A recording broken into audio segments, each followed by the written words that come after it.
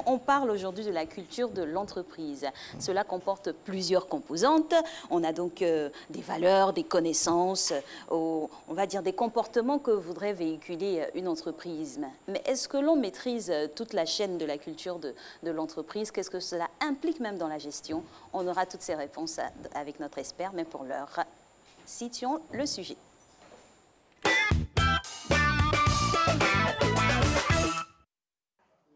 La culture d'entreprise est un ensemble de valeurs et de comportements partagés par la plupart des employés et qui facilitent le fonctionnement de l'entreprise. Des valeurs communes, éthique, convivialité, respect de l'environnement, sens de l'engagement.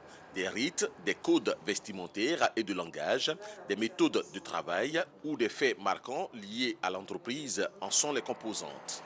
Quand elle est bien assimilée, cette culture organisationnelle facilite la synergie des équipes de travail. Les valeurs de l'entreprise, c'est comme l'ADN de l'entreprise. De l'extérieur, toutes les entreprises se valent, elles se ressemblent. Ce qui fonde la culture d'entreprise, c'est ce qui caractérise l'entreprise elle-même, ce qui fait sa particularité et sa spécificité par rapport aux autres. Ce sont ces valeurs-là que l'entreprise érige et dans lesquelles son personnel se reconnaît. Et ce sont ces valeurs-là, justement, qui sont source de motivation et qui permettent aux travailleurs, justement, de cette entreprise-là d'évoluer dans un cadre organisationnel dans lequel ils peuvent développer toute leur potentialité. Donc, la culture d'entreprise, c'est un ensemble de pratiques. C'est un ensemble de pratiques qui permettent donc de caractériser, de différencier l'entreprise par rapport donc aux autres. Cette culture-là se traduit à travers donc l'ensemble des relations privilégiées que donc l'entreprise développe avec, plutôt le management développe avec donc les travailleurs. Toute organisation a son histoire, donc a sa culture. La culture d'entreprise, elle est omniprésente. L'enjeu pour nous, gestionnaires, managers, c'est de pouvoir utiliser justement ces références, utiliser cette culture comme si vous voulez, un levier de performance pour notre organisation. Une chose est de dire l'histoire, d'accord, de raconter l'histoire, mais une autre chose est de se servir de l'histoire pour mieux affronter l'avenir. C'est un peu le parallèle que je voudrais faire. Maintenant, c'est après, qu'est-ce qu'on fait? Comment on utilise, comment on exploite la culture? C'est là l'enjeu. Sinon, parler de culture, c'est bien, mais c'est comment on exploite cette culture pour qu'elle soit positive pour notre organisation. C'est là tout l'enjeu de la gestion, du management de la culture d'entreprise au sein des organisations. Bâtir une culture d'entreprise ne se fait pas du jour au lendemain. Elle repose sur les variables informelles, mais est souvent matérialisée sous la forme d'une charte annexée au règlement intérieur ou affichée dans les locaux. Le concept reste flou, même chez les employés eux-mêmes. On peut motiver les gens de plusieurs manières. Et d'ailleurs, nous, GRH, on dit que la motivation la plus durable, ce n'est pas celle-là qui a trait à l'argent, à tout ce qui est pécunier. Donc, il faut que nous puissions avoir même des messages qui intéressent les gens. Avec quoi vous attirez les gens quand ils sont dehors et que vous voulez les capter? C'est l'image que vous renvoyez. Si le gars, quand il entend votre vision, il dit « Waouh, moi je veux faire partie de cette histoire ». L'adhésion de tous les responsables aux valeurs et à l'énergie de l'entreprise est primordiale. En effet, pour être capable de les véhiculer, il faut en être convaincu au préalable. Il y a différentes typologies de culture d'entreprise. Les cultures d'entreprise fortes, culture des risques, de l'innovation et de la conquête. Voilà, retour sur le plateau avec notre consultant. On avait déjà commencé la discussion. Hein. C'est très important. C'est quoi, Alix l'a dit, la culture d'entreprise? C'est transversal, c'est vertical ou bien c'est une impulsion globale qui se décline de plusieurs manières? Heureusement qu'il est là. C'est là, Al-Hussein, bonjour. Bonjour. Culture d'entreprise par-ci, culture d'entreprise par-là. Est-ce une vue de l'esprit ou la réalité quotidienne du monde professionnel? En principe, elle doit être une réalité du monde professionnel. Parce qu'elle est d'abord la source des règles du vivre ensemble dans l'entreprise. Elle est un élément important de la performance et donc du succès de l'entreprise. De là, vous avez parlé des règles. Quelles sont les règles qu'elle véhicule ou autres valeurs que la culture d'entreprise incarne? Ben, la culture d'entreprise incarne la vision des dirigeants, les valeurs de l'entreprise qui font que la communauté se sent solidaire, les gens loyaux les uns envers les autres, performants et surtout avec une envie forte de faire gagner son entreprise et d'être leader dans son domaine d'activité. Oui. Alors, la culture d'entreprise est subséquente à quoi? À la qualité des membres qui composent cette entreprise ou à la qualité du leader, ou bien c'est un mix de tout? D'abord, il faut savoir que la culture d'entreprise est une volonté des dirigeants. C'est eux qui impulsent donc la dynamique. Comment? Mais simplement en véhiculant des valeurs qui sont des valeurs partagées par le plus grand nombre, à défaut d'être partagées par l'ensemble. L'idéal serait que ce soit partagé par l'ensemble, en faisant en sorte que le discours qui est tenu, les valeurs qui sont prônées, soient en harmonie avec les valeurs vécues dans l'entreprise. J'en ai un exemple tout simple. Vous ne pouvez pas dire que vous êtes dans votre entreprise une famille et puis jamais le chef d'entreprise, par exemple, ne sait où se trouve la cantine, ne va partager le repas avec les collaborateurs. Ça sonne faux et ça crée un climat social délétère parce que le discours qui est tenu n'est pas conforme au comportement réel. Et vous avez touché du doigt un aspect très important, la sincérité. Vous avez parlé de fausseté à un niveau. Alors, comment devrait sincèrement s'établir la culture de l'entreprise? Vous savez, la culture d'entreprise, d'abord, il faut savoir que c'est quelque chose qui s'établit dans le temps et qui tient compte aussi du contexte socio-culturel et des ambitions des dirigeants. C'est quelque chose qui se construit dans le temps au travers d'un certain nombre de normes, de rituels, de mythes, l'histoire de l'entreprise, des fondateurs, comment l'entreprise est née, comment l'entreprise a survécu parfois à des difficultés, comment les codes vestimentaires et parfois même des symboles. Vous savez, je suis sur ce plateau, il y a votre réclame que nous tous on connaît, la chaîne des grands événements. Ça doit pouvoir construire autour de... Maintenant, c'est la chaîne qui rassemble. Qui rassemble. Voilà un autre élément qui doit pouvoir fédérer... Rassembler tout le monde. Tous les travailleurs de la RTI. Et non diviser.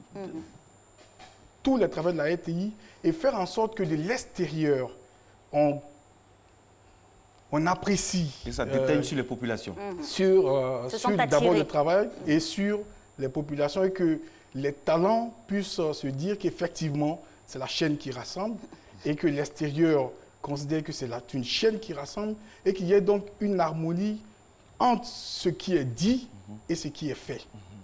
Alors, quand quelqu'un, ce qu'on appelle dans le volet anglo-saxon les newcomers, un newcomer, le nouveau venu dans l'entreprise, il faut combien de temps, ou bien on fait sa dose homéopathique pour lui inculquer le remède ou du moins les antibiotiques de la culture d'entreprise? Quand on sait que le volet professionnel est un volet, je m'excuse, où il y a beaucoup d'hypocrisie, parce que quand on vient au travail, on vient avec ses armes propres, au sens propre comme au sens figuré, les armes professionnelles et d'autres armes qu'on ne connaît peut-être pas, que chacun a ou qui ne dénonce pas. Je vais dire, alors comment ça se passe concrètement? Comment inculquer ça aux nouveaux venus et puis comment se barricader pour bien intégrer la culture d'entreprise? Pour poursuivre dans un univers assez compétitif. Écoutez, d'abord, il faut savoir, comme je l'ai dit, que la culture se construit dans le temps, autour de valeurs.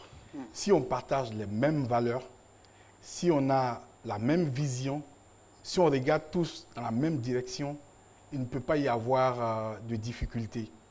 On ne peut pas dire que quelqu'un qui arrive aujourd'hui, demain à la culture d'entreprise. Quand il arrive, c'est comme, je dirais, toutes les personnes qui arrivent pour la première fois dans un environnement. Il y a une étape d'adaptation. Oui. Il faut qu'il s'adapte, mais il s'adapte au regard de ce qu'il voit, des comportements que les gens ont les uns envers les autres et des valeurs qui sont véhiculées. S'il rentre dans un service et que dans ce service, il se rend compte que les gens sont fraternels, sont loyaux les uns avec les autres, forcément, il va rentrer dans un cadre où lui aussi, il va participer à maintenir cette loyauté, cette fraternité, cette solidarité. Parce qu'il faut savoir qu'en entreprise, la culture d'entreprise permet de fédérer les salariés autour de la stratégie, de la volonté des dirigeants. De manière pratique, hein, qu'est-ce que ça donne une entreprise où la culture est bien intégrée par tous les agents? Une entreprise heureuse avec des salariés heureux, c'est ce que ça donne. Et ça donne une entreprise performante parce que simplement les gens sont motivés, ils adhèrent, ils deviennent comme des missionnaires qui vont prêcher donc la bonne parole de l'entreprise. Ils deviennent comme des convertis qui, avec le zèle qu'on connaît pour nouveaux convertis, donc, ils vont donc travailler à performer. Et forcément, c'est l'entreprise qui gagne.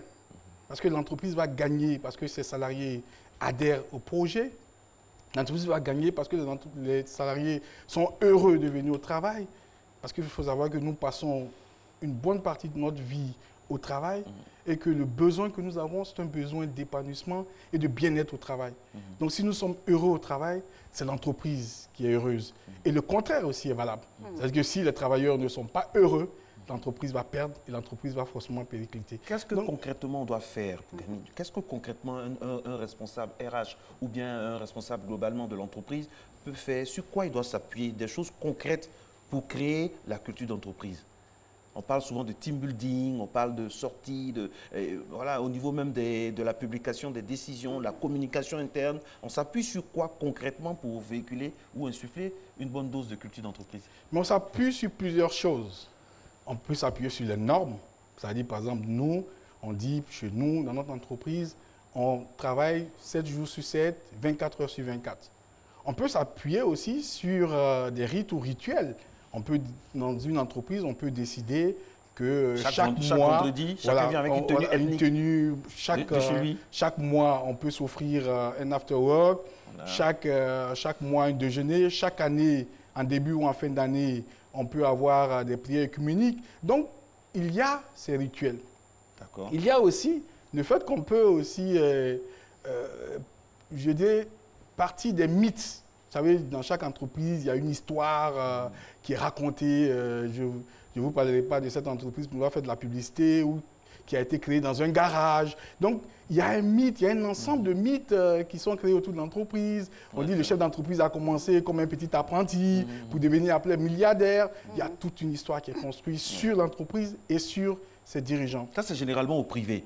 Ça, c'est généralement dans le privé. Mais dans les sociétés publiques, chez nous, par exemple, en Afrique, pour être concret, ou par exemple, celui qui vient avec vous demain n'est quelqu'un peut-être qui n'a même pas eu la formation que vous avez vue dans le quartier, demain il est votre collègue. Celui-là, comment on fait pour lui insuffler la culture d'entreprise? Parce qu'il y a des bases même qu'il n'a pas, on fait comment? Écoutez, je pense que quelle que soit la voie ou les voies par lesquelles la personne a intégré l'entreprise, il appartient. Est-ce qu'il n'y a pas un minimum pour bien recevoir la culture d'entreprise? Un prérequis minimum? Je ne sais pas ce que vous appelez un prérequis minimum, mais je crois que si on a accédé à une entreprise, c'est qu'on a suffisamment de prérequis. Justement, quand on n'a pas de prérequis et que par un accident de parcours, on ne va pas rentrer dans les détails, on est dans une entreprise parce qu'on veut être peut-être récompensé par quelqu'un, ou bien, voilà, là on fait comment pour insuffler? Est-ce qu'il y a quelque chose de particulier qu'on doit insuffler à cette personne-là qui est dans un monde totalement nouveau? Oui, on lui apprend qu'ici, voilà comment on fonctionne. Quelle que soit la voie par laquelle vous êtes entré dans notre entreprise, voilà comment on fonctionne. Et il vous regarde. Je veux dire que même si la personne n'est pas rentrée par la bonne porte, elle a au moins l'intelligence de pouvoir s'adapter à l'environnement. Et il appartient aussi aux autres salariés. Et c'est ça justement les valeurs qu'on véhicule. Les valeurs de solidarité, les valeurs d'entraide, les valeurs du vivre ensemble. Donc on doit pouvoir, quelle que soit la façon dont la personne est rentrée dans l'entreprise, non pas juger la forme qui peut ne pas plaire, mais aider cette personne à s'intégrer pour nous aider tous à nous élever et aller de l'avant. Je crois que c'est ça le plus important, c'est ça la culture d'entreprise. Faire en sorte que les valeurs soient partagées. Fédérer toutes les forces. Fédérer toutes les forces, toutes les intelligences pour permettre à l'entreprise de continuer à faire de la performance. Vous avez parlé d'intelligence, cela voudrait dire que c'est une forme de psychologie, mais à côté de ça, tout le monde n'est pas constitué de la même manière. Il y a des personnes qui sont un peu plus réservées, plus en train, plus débonnaires. Dans ce cas-là, on devrait avoir des dominants sur des dominés pour équilibrer les choses. Ça ne crée pas des poches?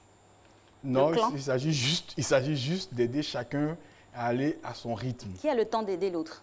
Mais si nous avons des valeurs partagées, si nous avons ce sentiment de solidarité, nous aidons, il y aura toujours dans la société humaine, comme dans la vie tout court, il y a toujours des plus faibles et il y a toujours des plus forts. Et il appartient aux plus forts d'aider les plus faibles à pouvoir cheminer ensemble pour aboutir au même objectif. Donc je crois que il ne faut pas chercher à écraser, il faut toujours chercher à aider. Il faut chercher à valoriser, il faut chercher à faire en sorte que l'individu donne le meilleur de lui-même. Parfois, ceux qu'on peut considérer comme les plus faibles s'avèrent les plus forts dans certaines circonstances. Nous sortent de situations difficiles. Dans certaines circonstances, parce que simplement, ils ont la patience, ils ont peut-être la peur de mal faire, et donc ils font toujours ce côté décalé, ce recul qui leur permet de poser les bons pieds au bon moment. Et donc, ceux qu'on croit forts, parfois sont juste forts en apparence, mais très faibles à l'intérieur. Il ressemble à quoi un dirigeant qui a une bonne culture d'entreprise? Il ressemble à quoi? Vous savez, le mode de management diffère d'un dirigeant à un autre. Vous avez des dirigeants qui sont très paternalistes, qui sont très proches de leurs collaborateurs. Vous avez des dirigeants qui, pas forcément froids, mais plus distants. Pas parce qu'ils ne sont pas proches de leurs collaborateurs, mais tout est une question de culture, d'éducation, de personnalité, de feeling, comme vous le dites.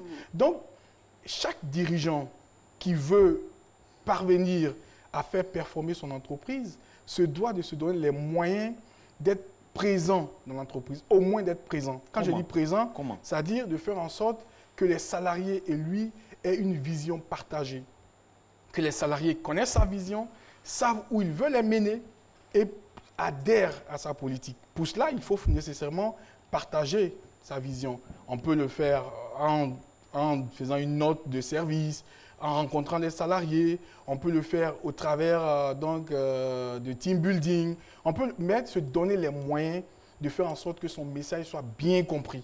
Si le message est bien compris, les salariés adhèrent. Et s'ils adhèrent, ils doivent adhérer en ayant conscience que nous devons construire une entreprise avec un avenir en confiance.